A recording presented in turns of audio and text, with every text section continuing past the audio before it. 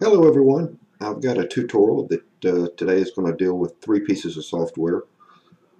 Adobe After Effects CS6, Cinema 4D, R12 or 13. In this example I'll be using R13, and Boujou. And this is regarding 3D camera tracking. Uh, I'm a fan of Boujou. It produces an awesome track, and with the exception of getting it into Cinema 4D, there's always been a problem.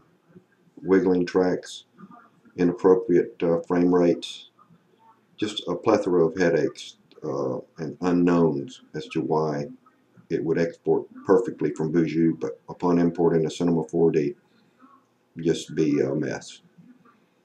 This is not going to avoid hacking, but it does involve a workaround that gives an awesome result. So, how are we going to achieve this? We're going to use Boujou to track a piece of footage. We're going to use After Effects initially to take a piece of footage from a camera, convert it to a PNG or JPEG image sequence. At that point, we're going to track it in Boujou, produce a camera solve in Boujou, and export that camera solve. Rather than exporting it as a Cinema 4D file, we're going to export it as an After Effects file. We're going to simply open that After Effects file in After Effects, and then we're going to export it out using the Maxon's export After Effects file to Cinema 4D format.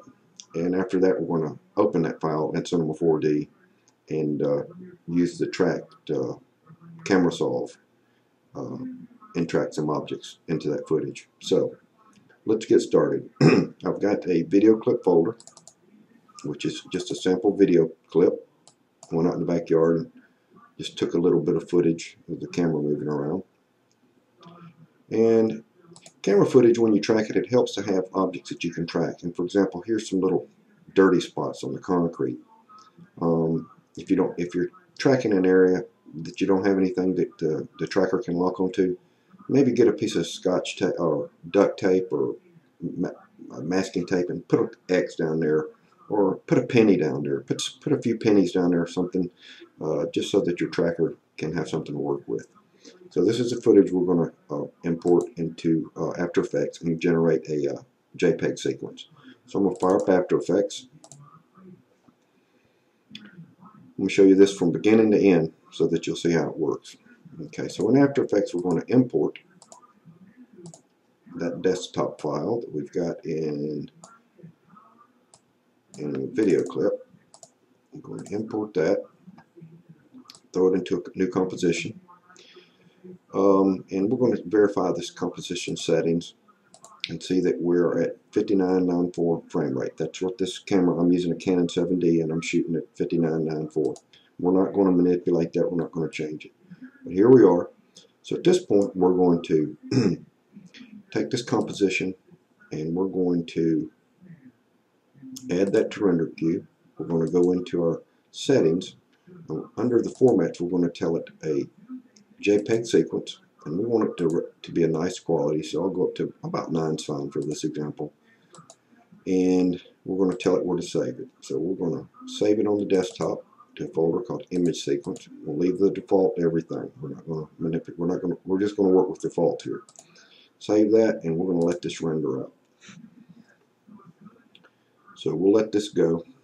I've got a quad core, or actually an 8-core quad core with multi-threading, hyper-threading, whatever. But I've got 8 cores going here, so this will happen pretty quick. So we'll just let this ride out. And our next step is we're going to bring this into Boujou and perform a camera track on that. Then we're going to solve the camera, pick our solves to export. I'll hit caps lock. That'll stop the preview and give me a few more frames per second on the render here. But we're over halfway done, so I'll just keep running my mouth until it's over with. So yeah, I've searched high and low. I've tried all kind of combinations from every angle, from every approach, and like I said, about 1 out of 10, maybe even 1 out of 20 do I get a good track out of Boujou into Cinema 4D. Now Boujou produces an awesome track, and you can put a 3D test object in there and it's just rock solid. But the instant you bring it over into Cinema 4D, well, there you go. It's wiggling and jumping all over the place. And they say, well, if you don't select the start frame range from 0, then you're off by 1 frame. Listen, if you deleted that first frame and imported it, it's still jerky. You can manipulate your begin range to end range till you're blue in the face. But if Cinema 4D gets it wrong, you're not going to fix it. All right, so we're done here. We can close out After Effects. All right, so now what do? We're going to fire up Boujou. Got a dual monitor, so I'll keep all my application icons over on that one. So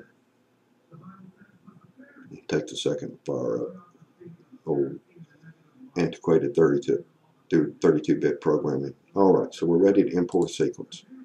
We're going to browse to our desktop, maybe if we can, and we've got an image sequence, and we're going to select that first one that we rendered out there and choose Open. Now, here's what you want to do. Here's where the bug is in Boujou, or one of the bugs. Under frame rate, select your frame rate.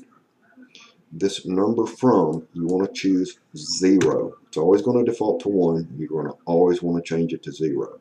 Okay. Notice that my frame rate is correct. As soon as I click Apply, Boujou is going to send it back to the incorrect frame rate, which is their default.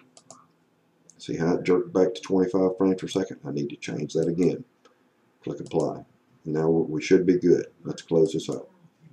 At this point, do nothing except click Track Features. Click Start. And here we're going to ride this one out. Just let it go. You're seeing it's generating tracking information for stuff in the background that I have no need for. It often generates more tracking information than you need. You'll be the one to determine that in regards to what your plane of reference is going to be and where you're going to place your point of origin. You can delete all this other tracking information. It'll just save you more resources. It really won't benefit you any degree one way or the other, whether you keep them or delete them. I mean, let's face it, usually when we're done with the project, everything goes right into the recycle bin anyway. We save our final render. So, unless you're a fanatic for saving these kinds of things, trust me, follow this along. It'll work. It works on footage that you're jogging with. You can bounce on a trampoline and it will track footage. This is bulletproof. So, of course, if I bounced on a trampoline, I might need to call 911 these days. Yeah, them trampoline bouncing days are done for me. So we're at 40%. Now, percentage, any of you guys that have been on a computer for a while, percentages complete and minutes remaining are a Microsoft fantasy. For example, Microsoft can tell you 7 minutes remaining, and then it can go to 23 minutes remaining, and then it can go to complete. So don't pay no attention to those Microsoft fantasy increments that they like to throw at you. I love the one where it says 99% complete, 1 minute remaining, and you look up at it and it says 23 hours remaining, 99% complete. All right, Microsoft, get your act together. Don't put those fictitious timers up there unless they're relevant, unless they really mean something. So I'm just running my mouth, burning off time while this renders. I want this to go from ding to dong, from beginning to end, so that you can get a grasp of how this works, and so that you too can experience a perfect track. So the camera solve usually takes a little bit longer. The tracking goes relatively quick. The solve, I'm not sure what it's doing. I'm not a programmer. I really don't care to be. I just expect that when I use software that it does what it's supposed to do. I don't want to have to manipulate the tracks. I don't want to have to fine tune them. I don't want to have to keyframe them. This is tracking software. That's its job. It's not, it's not wood carving software. It's not email software. It's not Photoshop. It's not, it's not a chat program. It's tracking software. It should do what it's intended to do. If you're going to be a company with a headquarters and a staff and a building and all that, and you're making software to track things, and then you put it out on the market for people to purchase, it needs to do what it's intended to do. It really shouldn't do anything else. It should do exactly what it's intended to do. just like Photoshop. It will not check your mail. You know, so I could say Photoshop's a piece of crap. I can't check my mail with it. But you know what? That's not what it's intended for. All right. Anyway, I'll shut up now. My tracking is complete. I'm going to run the cameras off. Do nothing else but to begin with, track your features. Once it's finished, hit cameras off. You can optimize this information if you want. I'll do it. I found that it does nothing. They're just buttons. I guess some people think that if you have a lot of buttons, you're feature rich. I'd say that you have a lot of buttons. You know, I guess if you're in an aircraft and you're fixing to crash, you want to hit the big fat red eject button.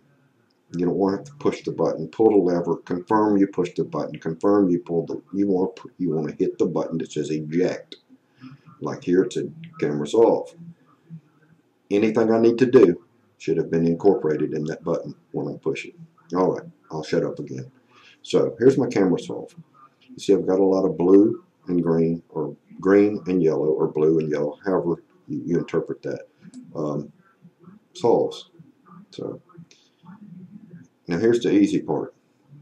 I'm going to use this area for my origin, roughly somewhere near. It doesn't really matter. What's happening in the background? This stuff back here, could care less. I have nothing to do with that. I'm not going to put my 3D objects back there. So here is the simple, down and dirty way to do this. You're not going to believe it. You're not going to have to flex and click and drag and pick and drag. Watch this. I'm simply going to click and drag a rectangle around all these. All right? And I'm going to deselect by control clicking one of these that I want to use as my origin. And here's one sitting here by itself in the middle. I'll use that. Control click, it deselects it. That's simple. Now do this. Go to Scene Geometry. Click Add Coordinate from Hint. All right? That means we're adding all these to this coordinate. And this coordinate needs to be ZX plane. All of those need to be under ZX plane. So now they are, right? We're going to say connect. Connect all these to that ZX plane, and there they are. 75 tracks have been connected. Now, the one that we deselected, this yellow one right here, right? Click it. Everything else will be deselected, right? We're going to say add coordinate from hint. What's that going to be? That's going to be our origin. That's where when we put a 3D object in the scene in Cinema 4D, that's where it's going to land right there.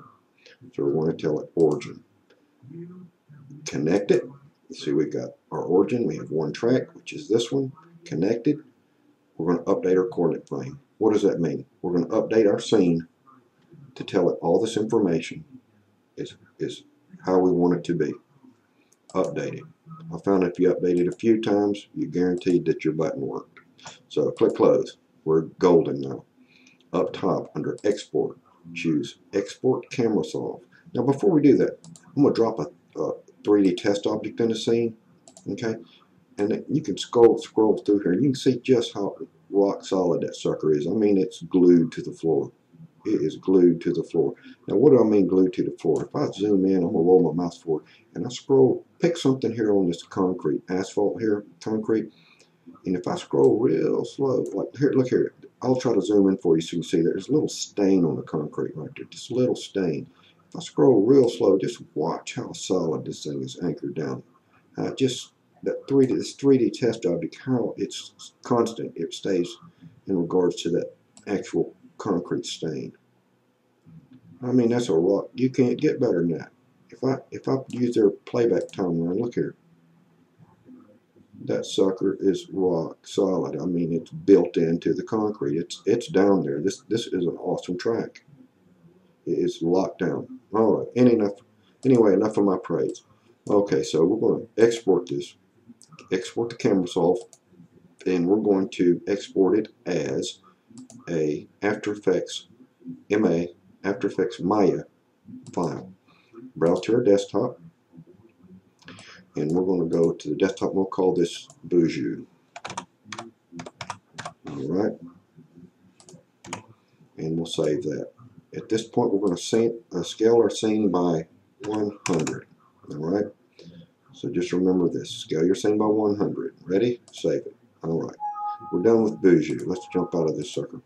All right. Now, next, we're going to go back in After Effects. So open up After Effects. There's our Boujou file we just exported. We're in After Effects. We're going to go to File, Open Project. Now it's on our desktop and it's not showing because it's looking for After Effects projects. We're going to need to change this format for all file types. So at this point we're going to scroll down. We're going to look for our Boujou file right here. Click Open. Now you see nothing. Double click this Boujou compilation or composition here, and you'll see there it is with all the nulls it created in Boujou. Now you say, now what do I need to do? Here's the cool part. You don't need to do anything. Just do this. First, you'll have had to go into Maxon's website, Cinema 4D's website, and download the export plugin that they have for free download.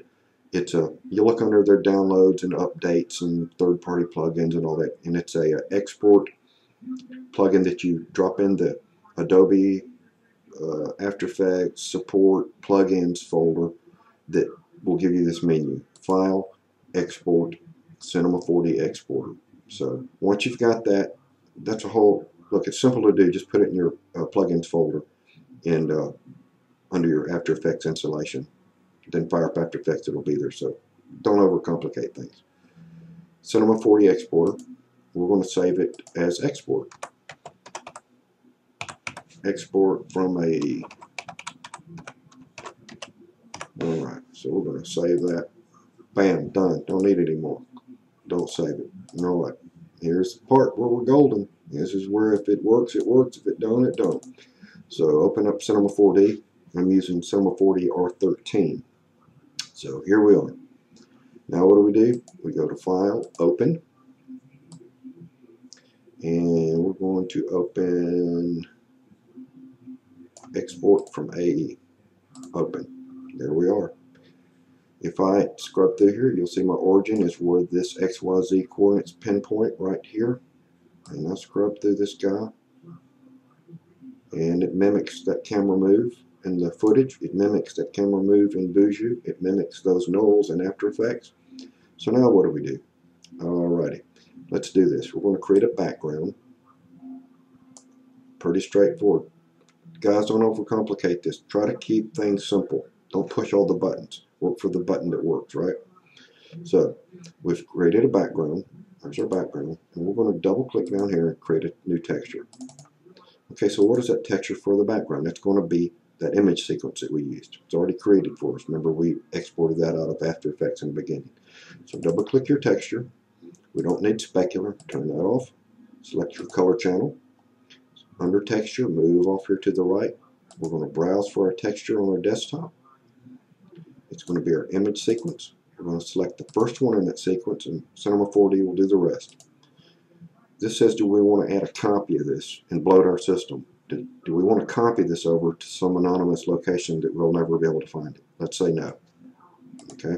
Now, once we've imported that, click the thumbnail, this little thumbnail, and then go up top under your Animation tab. Right? Click Calculate. Right? That's all you need to do. Right? And there we are. Now drag this material onto your background. Drag it right up here and let it go. Now it's imported that file sequence as a background image. So here we are. You can see we're tracking nicely. Alright. Now, here's something else we're going to do. We're going to import a cube. Gotta love them old cubes. Remember we increased our, when we exported from Boujou at 100 scale factor. It made everything big. It made all of our primitives big. It put our grid at an appropriate level where we can view things. So we're going to scale this cube down, okay, which I can do. It's relatively simple. It's free, and I don't mind. If this is my headache that I've got to deal with to get a good track, I'll scale my cube any day. Alright, so now, here's the trick. Well, here's a trick. Another trick.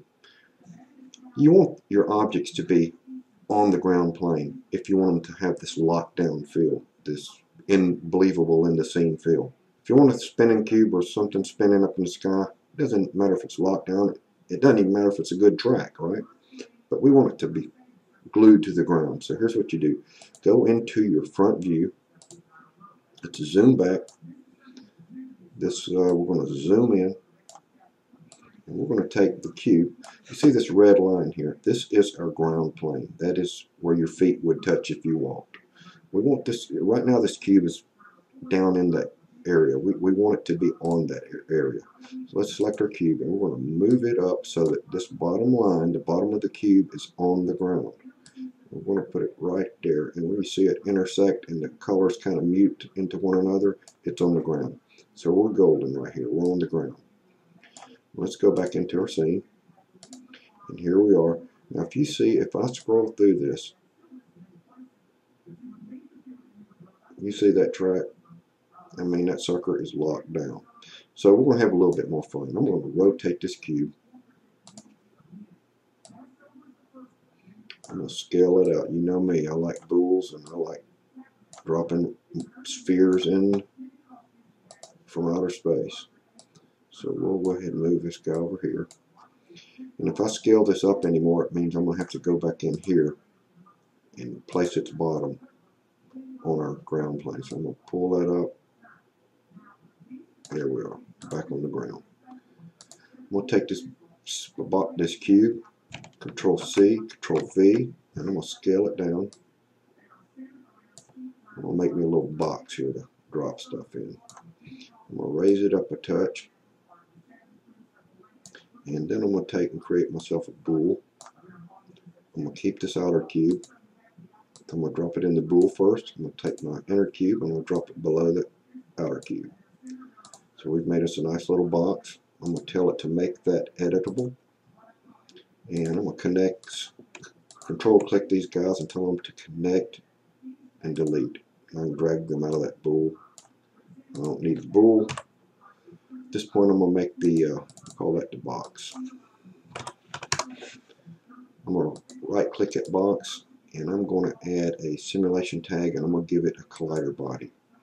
Because I need to drop things in the center, I need to tell this shape to be a static mesh. Okay, so now as I drop stuff in there, they'll actually fall in that box. I'm going to light, and I'm going to position this guy back over here a touch.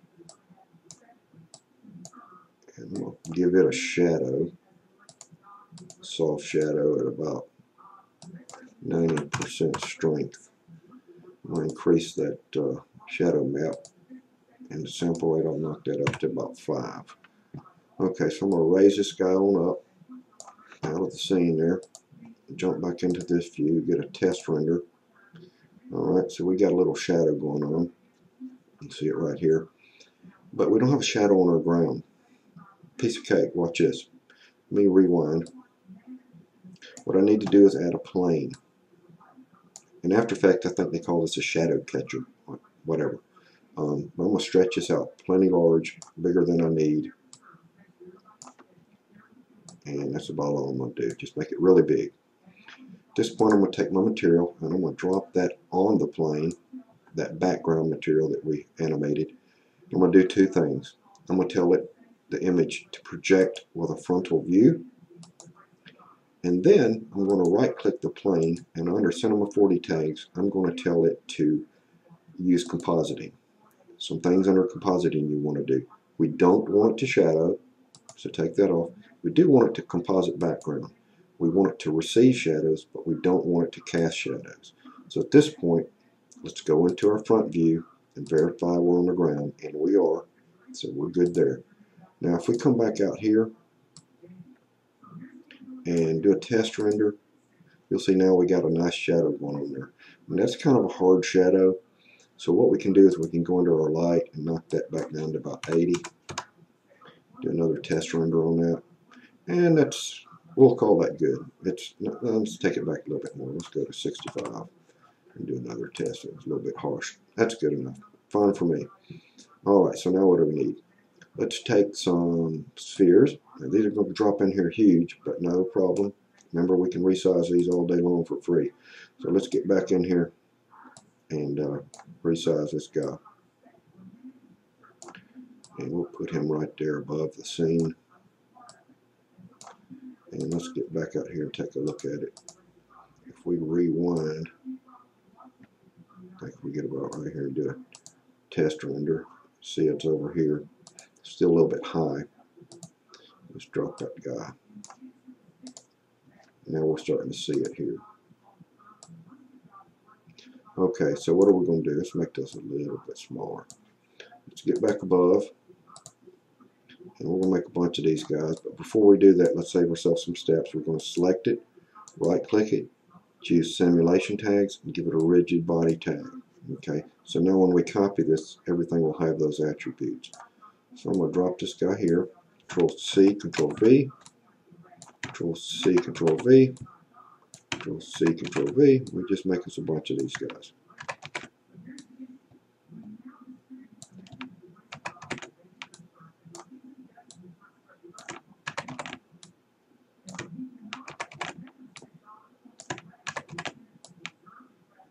Alright, that's enough. Alright, so if we take and rewind this guy, let's hit play. They've already fell in that box. There they went. Box is probably a little bit too tall, but we'll fix that here. Let's go ahead and fix the box. So let's resize that guy. Lower its height. And let's get back inside to our bottom view. Remember, everything needs to be on the floor. It needs to be sitting on the floor.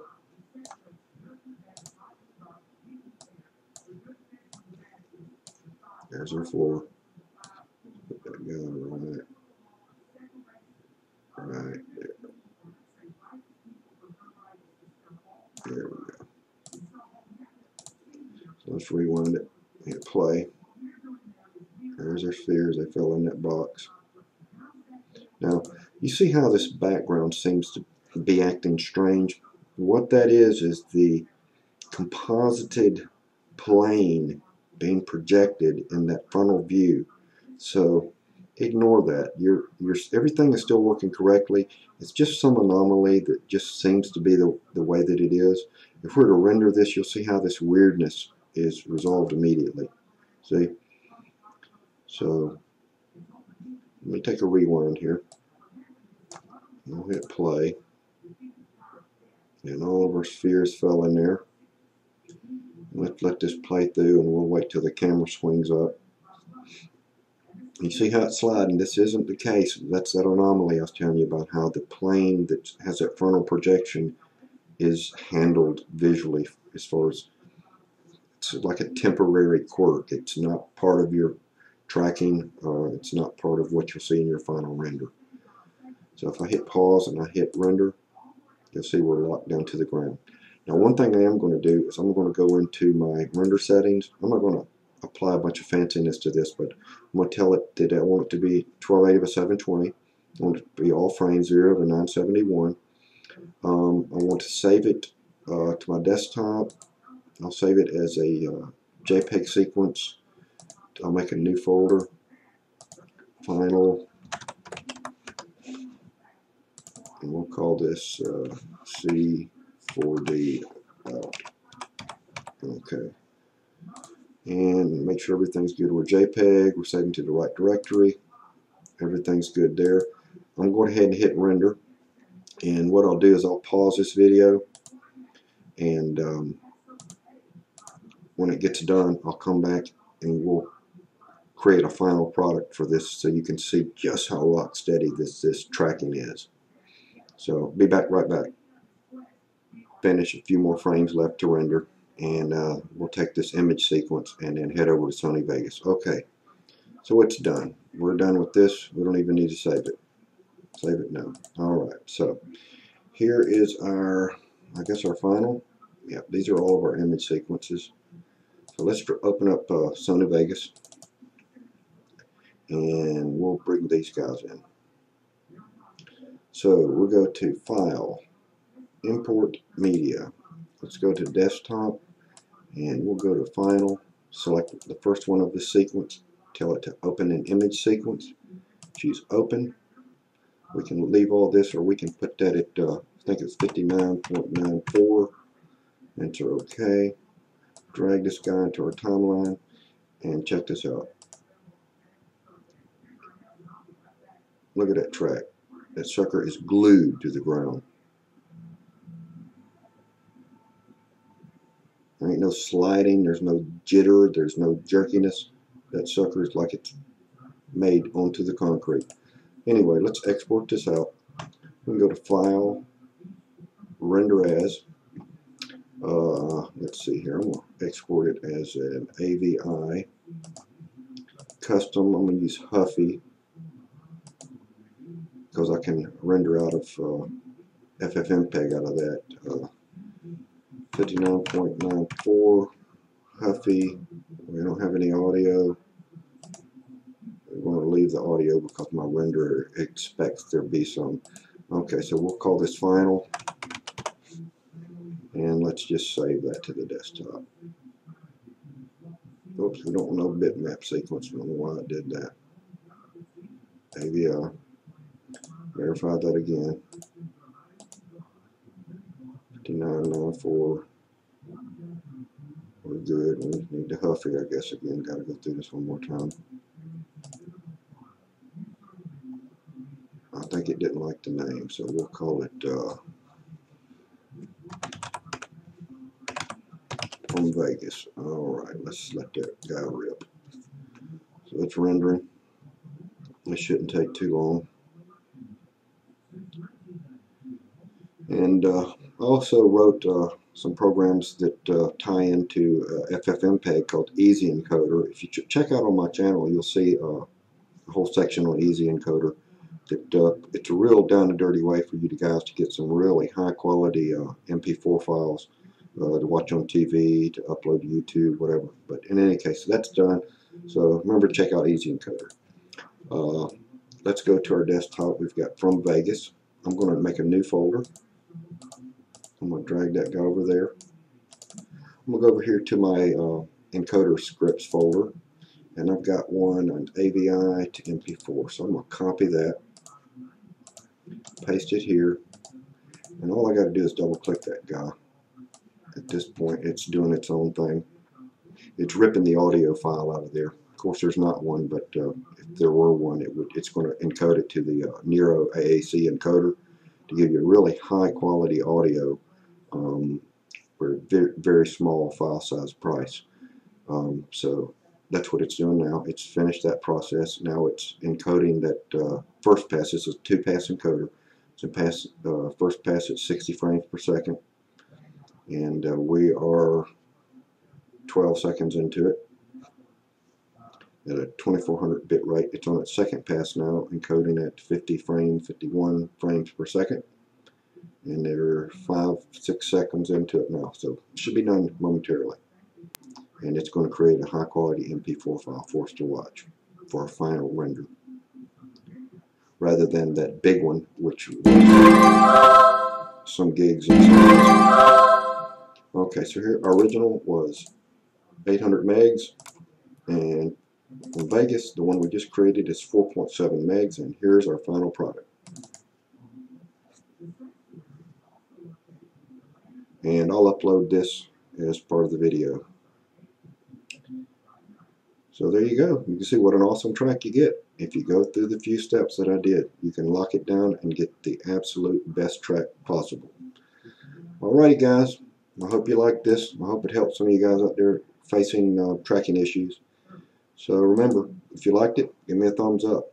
If you have any questions, feel free to post them below. And if you want to see more like this in the future, remember, subscribe. Alrighty guys, talk to you later. Bye-bye.